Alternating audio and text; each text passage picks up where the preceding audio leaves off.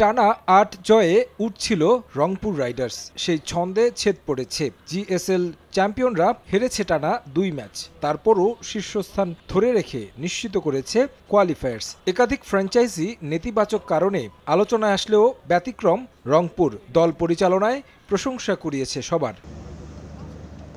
অন্যদিকে চিটাগং কিংস সমালোচিত হয়েছে ক্রিকেটারদের পারিশ্রমিক ইস্যুতে। এসব পেছনে ফেলে শীর্ষ ৪-এ জায়গা ধরে রাখতে মরিয়া তারা। সবশেষ ম্যাচে ঢাকা ক্যাপিটালসের কাছে হেরেছে ৮ উইকেটে। বন্দর নগরীর দলটার ব্যাটিংয়ের মূল শক্তি ওসমান খান ফিরে গেছেন দেশে। তার না থাকা কিছুটা হলেও ভোগাবে চিটাগং কিংসকে।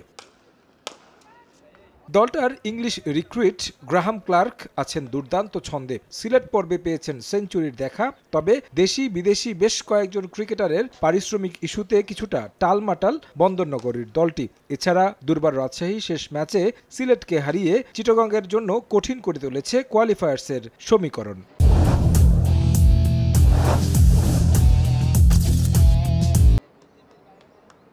বন্দরনগরীর দলটার বাকি ৩ ম্যাচ, যেখানে ১ ম্যাচ জিতলেও সম্ভাবনা আছে শীর্ষ ৪-এ থাকার। তাই ম্যাচটা গুরুত্বপূর্ণ চিটাগংয়ের। তবে পারিশ্রমিক ইস্যুতে আবারও সমালোচনায় আসা দলটা এসব পেছনে ফেলে রংপুরের বিপক্ষে কতটা ঘুরে দাঁড়াতে পারবে সেটাই দেখার বিষয়। অন্যদিকে মোমেন্টাম হারানো রাইডার্স আছে জয়ের খোঁজে। নিয়মিত পারফর্মার খুশদিল শাহ ফিরেছেন দেশে। কোয়ালিফায়ার্সের জন্য নতুন করে বড় তারকা দলে নিতে চায় রংপুর, যেখানে ফ্র্যাঞ্চাইজিটির চোখ অলরাউন্ডারের দিকে। আলোচনায় আছেন ডেভিড ওয়ার্নার, আন্দ্রে রাসেলরা। আমরা বড় কিছু সাইন করার চেষ্টা করছি। সবকিছু চূড়ান্ত হলে এই ব্যাপারে খোলাসা করব। এখানে অনেক বড় নাম আছে, এর বেশি কিছু এখানে বলতে চাই না। শেষ ম্যাচে সাইফুদ্দিন দারুণ পারফরমেন্স করেছে, তাকে অলরাউন্ডার হিসেবে দেখতে চাই। তার পারফরমেন্স আমাদের এই সময়টাই খুব বেশি কাজে দেবে।